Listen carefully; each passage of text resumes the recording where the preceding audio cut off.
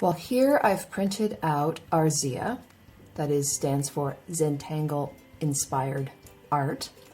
And this fantastic ZIA was done by Beckah and Beckah is the author of the #1 selling book, One Zentangle a Day, and I absolutely love it. Inside here we have a bunch of different tangles. There's actually 3 different tangles. This is Joy, this is Praha, I think that's how you pronounce it, and then our own little Chameleon tangle.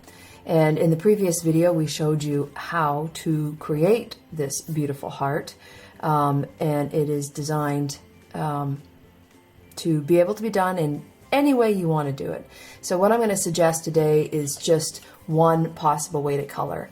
And one thing we're hoping for is having a bunch of people sending us some of their creations so we can have that as the customer focus next month. So I'm going to actually do this with 3 Chameleon pens. I'm going to use OL3, I'm going to use VO4, and I'm going to use RD4 for those of you who want to know the names on those. That is olive, deep violet, and the crimson red. Okay, so those are the 3 pens that I'm going to use on this. And I'm going to treat this a little differently. What I'm going to do is I'm going to think about using that different tonal ranges that we've got here. So I'm going to start with the tonal range of light. Anything that's up front, I'm going to color lighter, and then a little deeper, and then really deep in behind. So I'm just going to try and get different levels of dimension on this as well. So we'll see how that goes. But kind of anything goes, really. This is a 5x5 piece of paper that I printed this out on, and it is alcohol paper. I use B paper. So simply, all I'm going to do is start by fusing, and I'm going to fuse this a little bit at a time. Again, keeping it in a straight up and down position so that you let gravity work with you, not against you. So I always like to remind people, this does not fuse. This is not allowing gravity to work with you. This is allowing gravity to work against you. So keep it straight up and down, and that'll give you the best fuse. And the one thing I do say is you want to keep a spare piece of paper along the side, or a scrap piece of paper, so that you can test off to make sure that you've got the right tonal scale that you're working with. So I'm going to give this a fuse for just a couple seconds, and I'm going to get the green nice and light here. And I'm going to start off with the ones that I would believe are the ones that are higher up on the scale. So just coloring, I'm going to keep it light, because you can always go darker later. That's kind of the nice part about this. You can always blend darker a little bit later on. And let's see here. I'm going to pretend that this one is a little darker, so I'm going to actually not even hit that again. I'm just going to keep her going underneath. And I'm just going to keep fusing.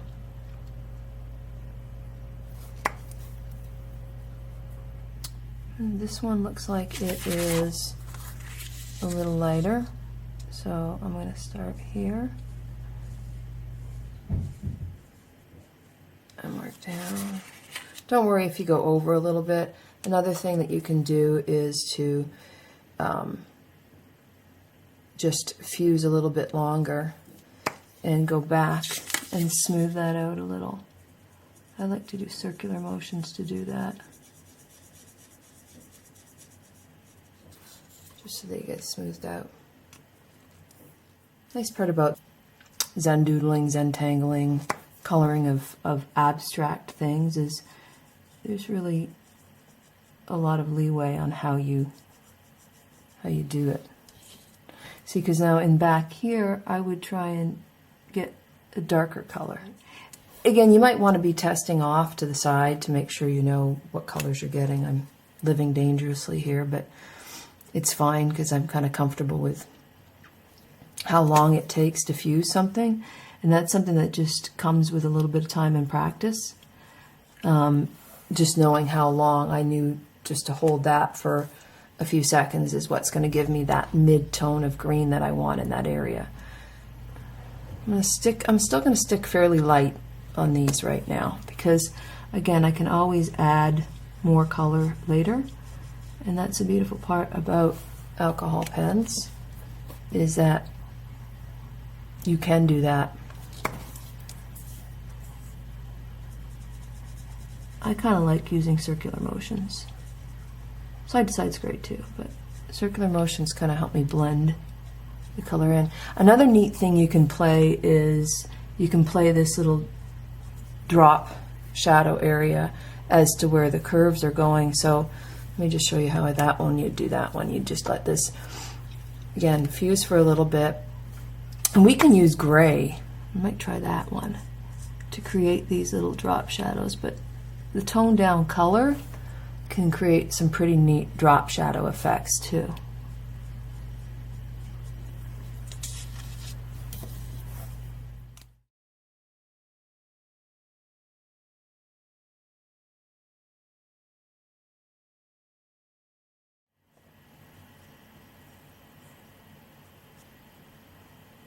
Bit of a trick, you can take your bullet nib, because it's unfused, if you want to get in the dark areas in these fine places right off.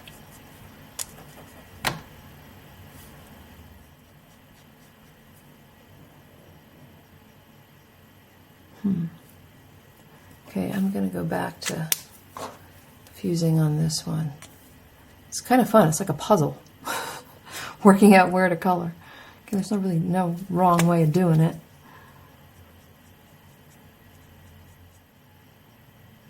I'm not sure if that's a Z or not. Okay. Oops. I happen to go outside. By the way, do not leave it in a fused position like that. That's not a good deal. You want to make sure, if you just don't want to put your lid on for a minute, that's okay. Just leave it that way. Don't leave it that way. Of course, the best thing to do is leave it capped. So I made a little bit of a boo-boo here. So I'm going to go in and just erase a little bit of that.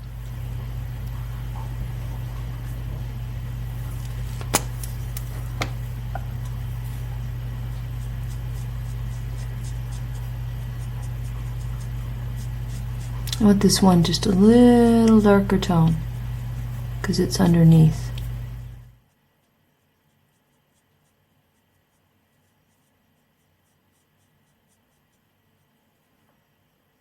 So that's kind of the neat thing about alcohol inks, you can keep blending them in.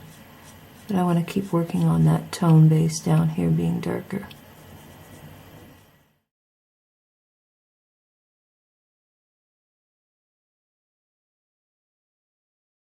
Figure out what I want to do. You know what? I want that darker in there.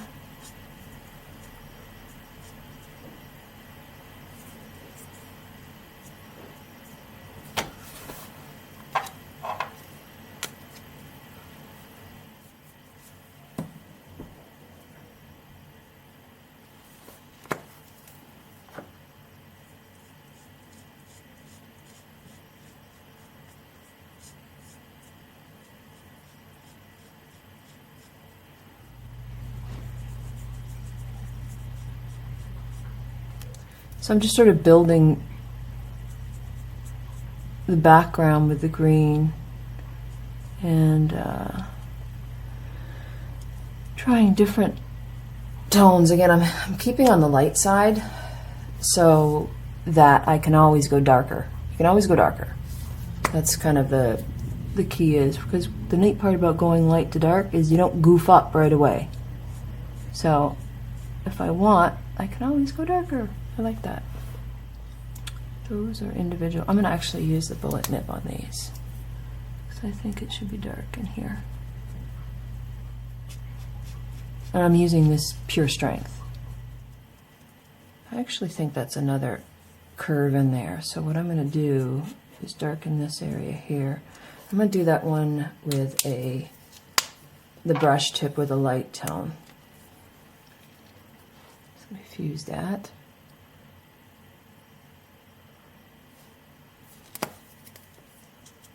A little light. Actually, I like that because I wanted to hit this one and smooth it out a little bit. So I like that light. Oh, outside the lines again.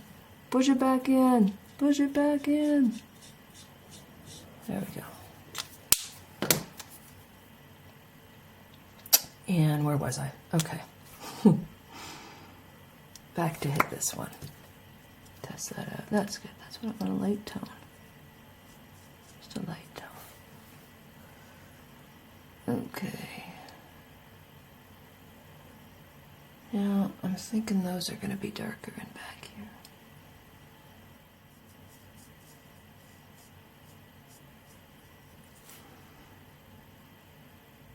So I'm going to go with the purple. Again, this is VO4, which is the deep violet.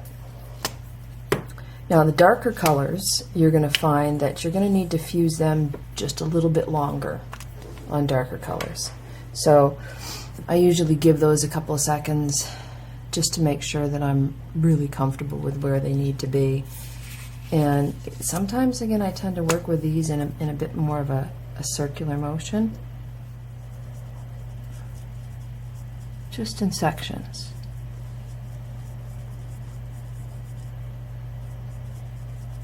Okay, now that was a little dark, so I'm going to go back and then tone everything down a little bit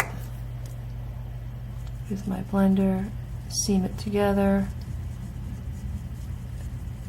and then work my way down.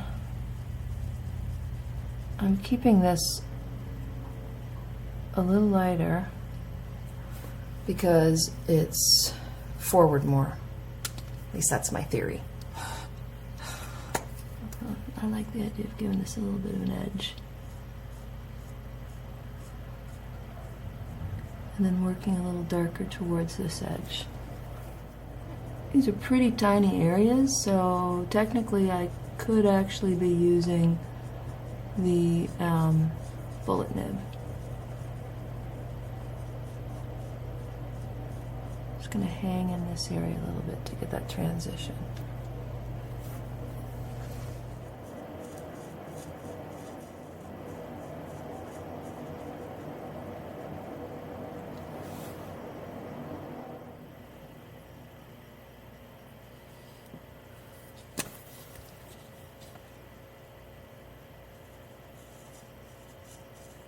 I'm going to stop here and I'm going to hit it again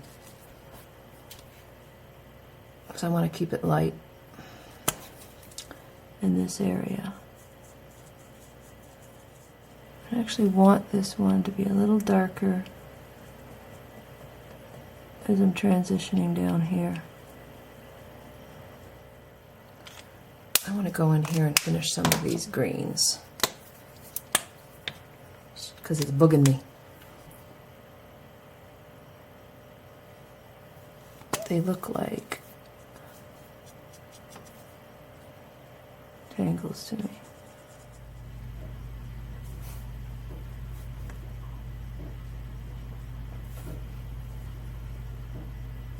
Actually, I feel like I want to go darker in here too.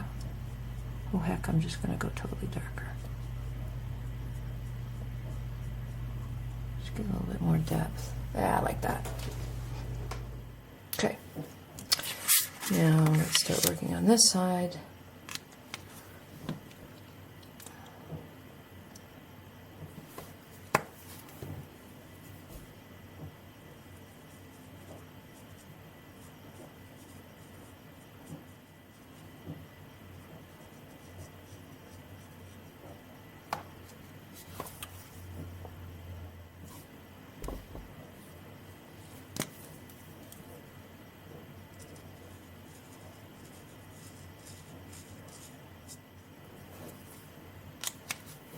I'm going to hit this area again a little bit more.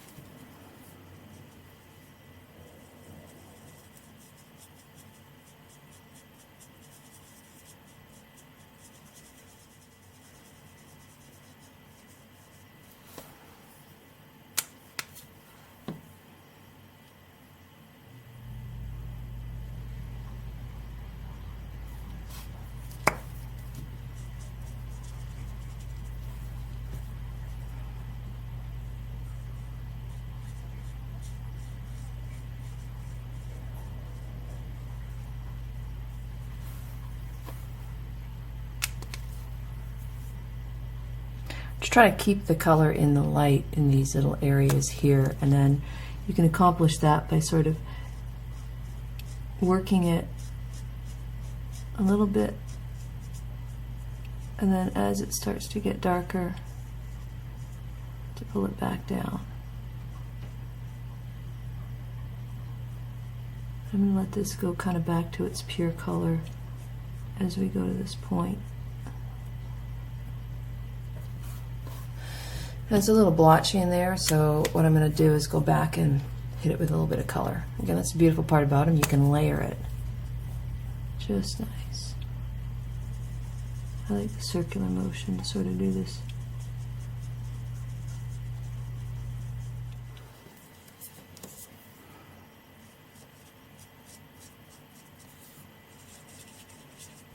Overfuse that one a little bit.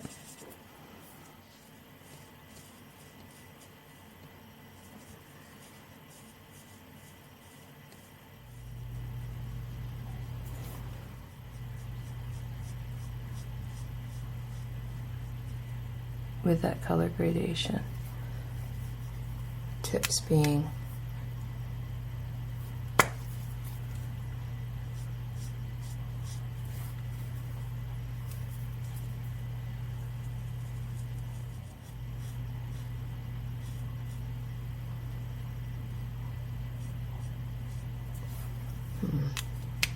hit that one a little heavy. Nothing I can't fix. All I have to do is just go back and refuse that, and then just go back and blend it in. Just going to pull the color back that way. Okay. Lots of fun.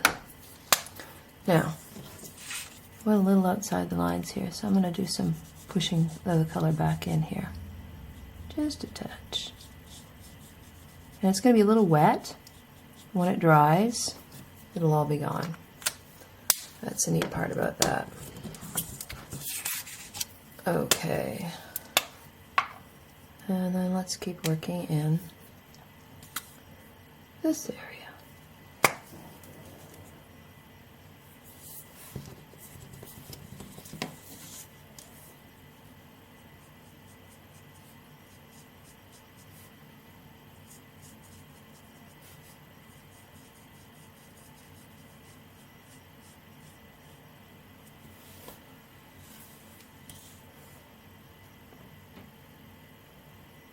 Alright, I think it's time to go to the red. So I'm going to hit this for a little while, and I'm just going to experiment. It's almost kind of more like hopping the color, I think I'm going to try. Where I'm just going to go very light in here, and then just sort of color my way outward. Now, as I start to get into this area here, bumbled up there, but I'll just blend that out.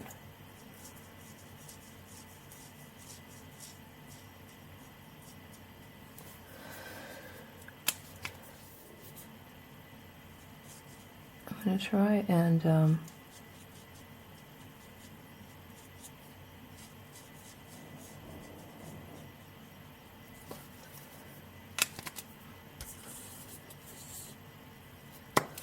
this one rose to be a little lighter.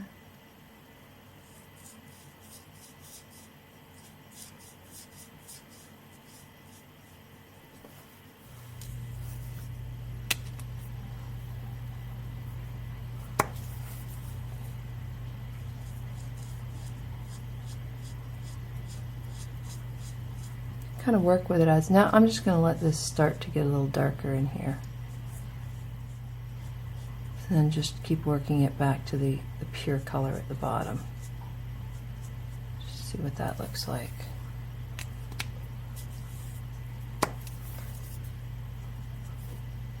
Darken this one just a little.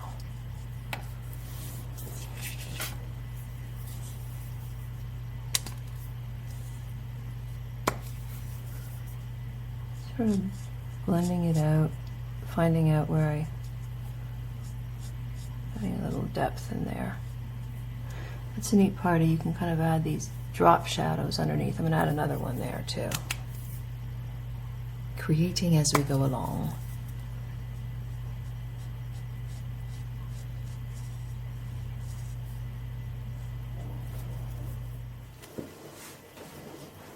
So you can kind of play that game with all of them just to sort of figure out where you want the dimension.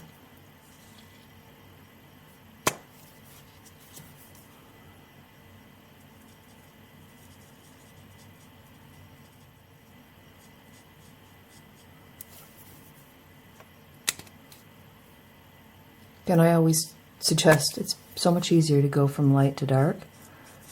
So if you don't like what you did, don't worry about it. I mean, you can lighten up something that goes dark just by turning your pen into a colorless blender. Essentially every color is a colorless blender because you see how it hits nice and light out the gate. But so you can lighten up anything that you've already done. That's no big deal. It's a nice part about the pens is that you have that kind of flexibility. And I'm doing this all with basically 3 marker pens, which I find intensely cool.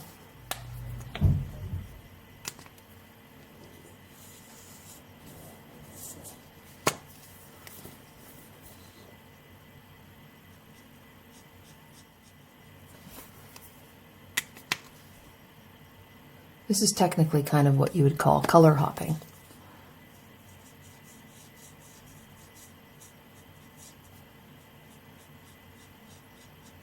So I'm kind of jumping in between color tones as I'm going along.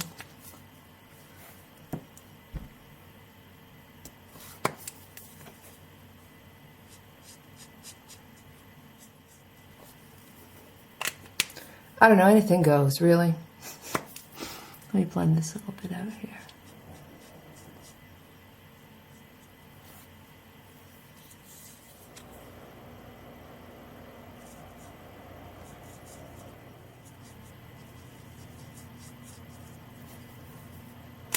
Kind of trying to keep with the thought of each individual piece having maybe a little bit of depth and dimension.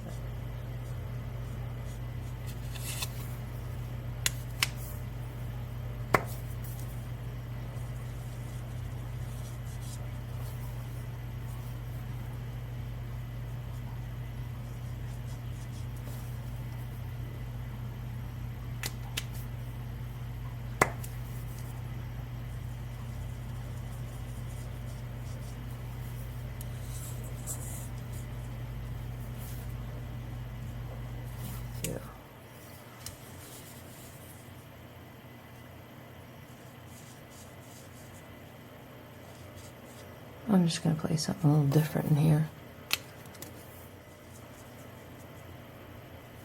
Take your time.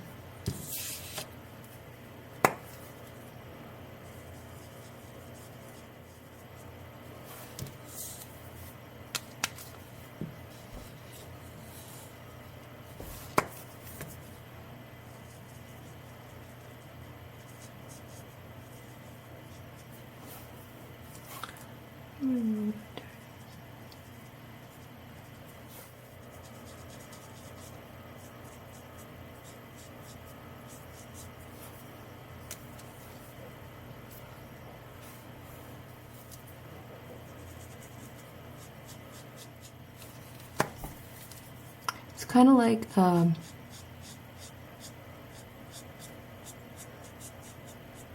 dipping your water or dipping your brush in water and diluting the color.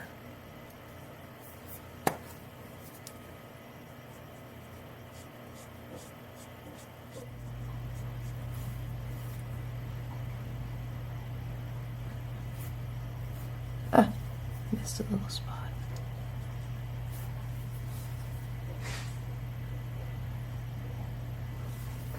I think I'm pretty happy with it.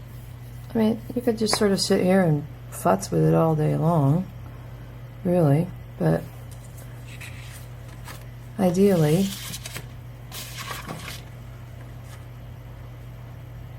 I think it looks pretty good.